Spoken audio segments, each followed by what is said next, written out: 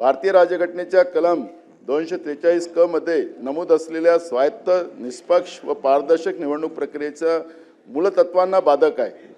या कारणास्तव सदर कृती ही राज्य निवडणूक आयुक्ताविरुद्ध महाभियोग समान प्रक्रिया राबवण्याची गरज असल्याचे माझे मत आहे।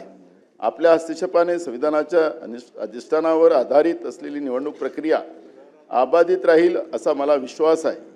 भारतीय राज्यघटनेचे कलम 243 क मधील तरतुदीनुसार राज्याच्या राज्य निवडणूक आयुक्ताविरोधात बेकायदेशीर कृत्य केल्याबद्दल त्यांना पदावरून दूर करण्याची आवश्यक प्रक्रिया तात्काळ सुरू करण्यासाठी आपण शासनाला निर्देश द्यावा। अध्यक्ष महाराज, याच्यामध्ये एक घटना अजून झाली अध्यक्ष महाराज, की जसं 3 तारखेचं काउंटिंग होतं आणि त्यांनी आता त्याला 21 तारखे केली।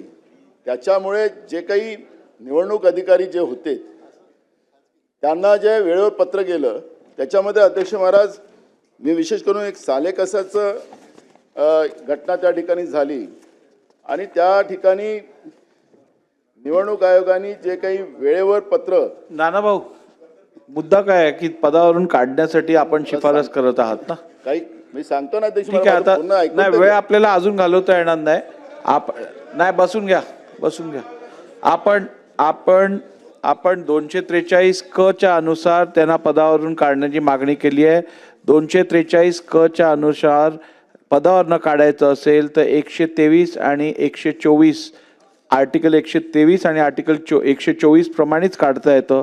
ज्या प्रकारे हायकोर्ट जजचं इम्पिचमेंट होतं तीच प्रोसिजर स्टेट इलेक्शन कमिशनला काढण्यासाठी लागू केली जाईल। ती या सभागृहाच्या अखत्यारीतला विषय नाही आहे आणि शासन तर मुळीच तसं करू शकत नाही। त्यामुळे मला वाटतं या विषयावरती आपण आता अजून बोलणं अपेक्षित नाही आहे।